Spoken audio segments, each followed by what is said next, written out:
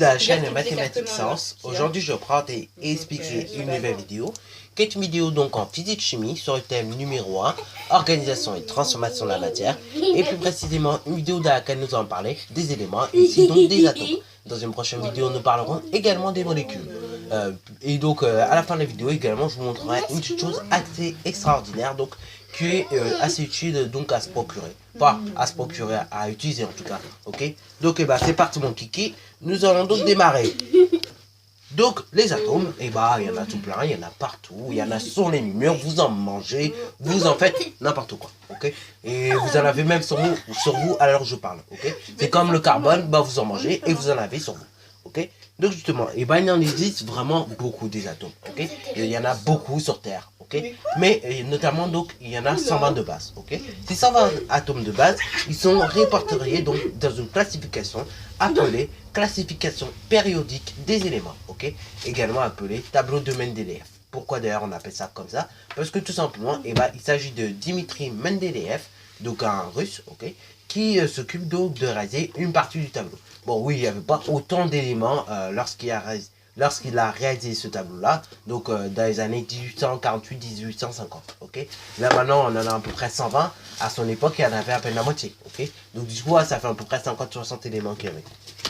Alors là, pourquoi Dimitri Mendeleïev, il s'occupe, tout simplement d'inventer cette classification périodique des éléments, ou tableau de classification périodique des éléments, parce que tout simplement, il en eut marre que tout simplement, tous les gens se mettent à écrire dans leur langue, en faisant une phrase, je sais pas moi, 2 atomes d'oxygène réagissent avec un atome de carbone pour donner du dioxyde de carbone. Bon, tout le monde en avait marre d'écrire ça dans sa langue. Donc du coup, qu'est-ce qu'on a fait? On a inventé un système appelé donc classification périodique des éléments. Bon, donc là, ça a été répertorié dans ce tableau-là. Mais également, donc ce principe-là, donc de donner une lettre à chaque élément, on appelle ça la symbolisation. Ok, la symbolisation atomique. Donc du coup, ce principe de symbolisation, ok, tout le monde va l'adopter, hein. Toutes les nations donc adoptent tout simplement ce principe de symbolisation, ok. Ça permet d'aller plus vite, ça permet d'écrire des équations plus rapidement, ok, donc des équations de réaction, ça permet d'expliquer plus rapidement également certains phénomènes, alors que il y a des années, on aurait dû écrire ça dans notre langue, et en plus tout le monde n'aurait pas compris, ok. Donc là, c'est pour ça que Dimitri Mendeleïev décide donc d'utiliser ce système là. Et comme à l'époque le français c'était la langue on va dire internationale, ok, du coup à l'époque ça a été écrit en français. Bon, bien sûr, ce tableau il peut être traduit dans d'autres pays, hein. Les éléments que vous voyez en tout petit écrit donc en français, il pourrait être traduit en anglais, etc. Ok, mais en revanche ces lettres par contre elles ne changent pas, ok. Donc par exemple si tu veux traduire titane en anglais par exemple, ça donne titanium, ok.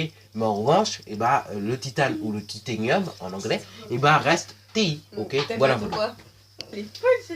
Bon, avant donc, que je vous explique un petit peu ce principe de symbolisation, je voudrais quand même vous montrer qu'un atome, bon, c'est pas rien, c'est une chose extraordinaire, ça vous compose, vous et moi, on est entouré par ça, c'est extraordinaire. Heureusement que ça existe d'ailleurs, limite, ok. Parce que les atomes, on en mange, on est composé de ça, ok. Les organes de notre corps sont composés de ça, donc il y a des atomes un peu partout, ok. Même les virus que sont des êtres vivants sont des atomes.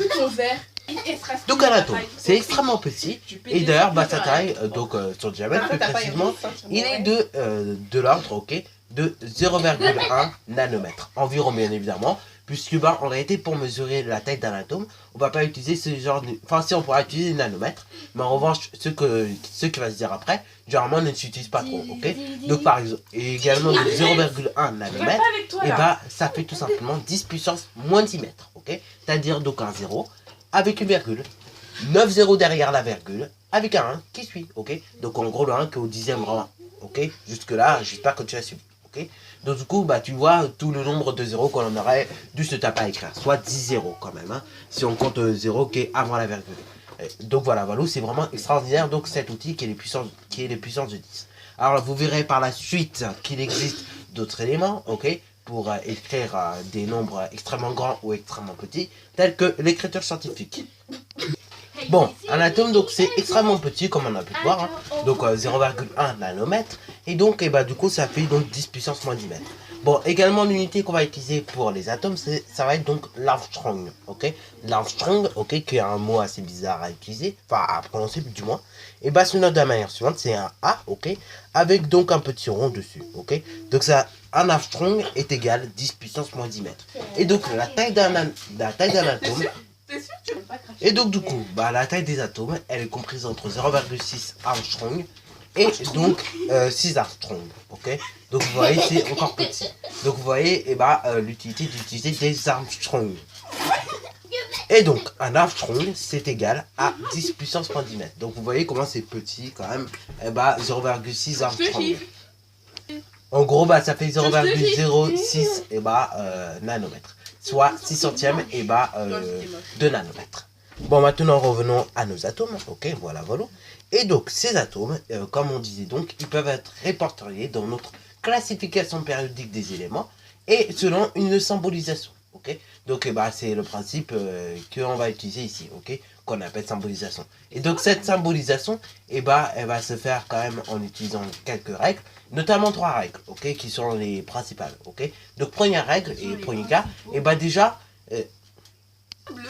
donc, bon, alors donc là, la symbolisation, ok, et bah il faut quand même 3 règles, ok. Et ces 3 règles sont les suivantes. Première règle, et bah vous vous trouvez dans le cas où vous avez tout simplement, et bah juste la lettre, et bah de l'élément, donc la première lettre de l'élément en majuscule, ok. Exemple le carbone, et bah se note un C en majuscule.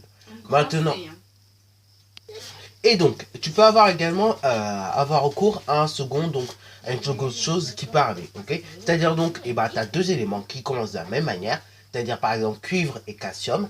Et donc le cuivre et le calcium, vous voyez, ça commence par la même lettre. Donc du coup le cuivre, et bah du coup on a décidé que ce sera Cu et le calcium c'est A, ok. Alors là donc, et bah du coup, là du coup comme vous avez pu le constater, en fait on a toujours mis la première lettre et bah du nom de la matière ou de l'élément en majuscule. Et après, ensuite, on a rajouté une seconde lettre qui n'est pas forcément et bah, la deuxième lettre du mot, et bah en minuscule d'imprimerie. Ok, voilà. Et bien évidemment, là j'insiste beaucoup aussi sur le fait, et bah lorsque vous notez par exemple cuivre, Cu, et bah regardez comment ça se note. Ça se note pas Cu comme ça, ok, voilà. Ça se note pas non plus Cu comme ça, interdit. Mais en revanche, ce qui est autorisé, c'est cette notation-là. Là, Cu est autorisé de cette manière-là. Si vous notez ça comme ça, c'est faux. Si vous notez ça comme ça, vous n'avez rien compris à votre leçon. Vous pouvez déjà dire en fidélité à la 4e. Voilà. Bon, maintenant, parlons du 3e cas. C'est tout simplement les cas qui proviennent de l'ancien français. Donc là, bah, par exemple, azote qui se note N. Et bah en gros, avant on disait pas azote, on disait un mot assez bizarre qui commençait par la lettre N, ok. Et donc ça provient de l'ancien français. Bon après ça a été modifié, hein, puisque la langue, vous savez, elle a évolué au cours du temps. Ce qui fait qu'il y a certains mots qui sont apparus alors que d'autres ont complètement disparu, ok. Donc du coup, bah, par exemple l'azote, lui c'est un mot qui a apparu et qui a évolué, ok. Enfin qui évolue avec son temps. D'ailleurs la langue aussi est en train d'évoluer, hein. Vous vous en rendez peut-être pas compte, mais il y a des mots qui n'existaient pas il y a 50 ans dans notre langue française, qui existent maintenant, ok. Par exemple, on est très bien capable aujourd'hui de dire « Oh, je kiffe la nourriture que je mange ah ouais, !» Alors qu'avant, eh ben, on disait pas « Je kiffe la nourriture que je mange hein. !» Avant, c'était « J'aime bien la nourriture que je mange hein. !» Ça s'arrêtait là. Donc, autant vous dire, la langue a bien évolué encore. Hein. Ouais, et encore, elle ne fait que faire ça, quoi, en gros. Là, une langue, elle fait qu'évoluer. Donc là, c'est un peu la même pour les atomes, par exemple. Ok. Voilà. Bon, bien sûr, il y en a quelques-uns comme ça qui ont des exceptions. Ok. Bon, alors donc là, bah, justement, dans les boîtes qui sont destinées à réaliser donc des modèles moléculaires, et bah vous avez des atomes qui ont été représentés en couleur. Alors là, c'est très utile notamment pour former des molécules, et après ça va être très utile également pour former des équations chimiques, également appelées équations de réaction. Donc là, bah, je vais vous montrer ce que j'ai eu à Noël dernier. Voilà, un très très beau cadeau, un jouet de chimie, ok. Voilà, avec des éléments. Donc là, vous avez le carbone en noir, vous avez l'oxygène en rouge, et malheureusement, je n'ai pas l'azote N qui est en bleu, ok, parce que tout simplement, ça n'était pas dans la boîte. Mais en revanche, par contre, j'ai l'hydrogène noté H qui est en blanc, ok, donc là, je le prends.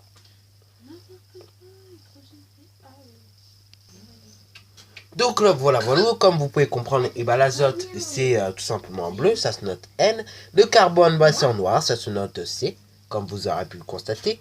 L'hydrogène se note H est en blanc, ok. Et donc l'oxygène se notant O est représenté ici en rouge, ok. Voilà. Et donc là, à partir de ces modèles-là, ok, de ces modèles-là principaux d'atomes, qu'est-ce qu'on peut faire? On peut réaliser des molécules. Donc là, exemple de molécule, la molécule d'eau, ok. Ici, donc vous avez un atome d'oxygène et 2 atomes d'hydrogène. Vous vous rappelez bien que l'eau, sa formule chimique c'est H2O. H2O ça veut dire quoi? Vous avez H2, ok. H2 ça veut dire quoi? Ça veut dire 2 atomes d'hydrogène. L'hydrogène étant représenté en blanc, vous en avez bien 2, avec un atome d'oxygène, ok. Et donc du coup, avec cet atome d'oxygène, ça fait l'H2O. Donc là, bien sûr, c'est un exemple plus classique, ok, que vous connaissez tous, l'H2O, ok, la molécule. Bon, après, donc, vous pouvez avoir d'autres molécules, telles que le CO2, ok, c'est-à-dire donc dioxyde de carbone, ok, c'est-à-dire un atome de carbone, vous voyez donc, et 2 atomes, d'oxygène, ok, donc le dioxygène. Ce qui donne donc du dioxyde de carbone. Donc là, on peut réaliser cela, donc réaliser donc la molécule, de dioxyde de carbone. C'est parti, mon kéké.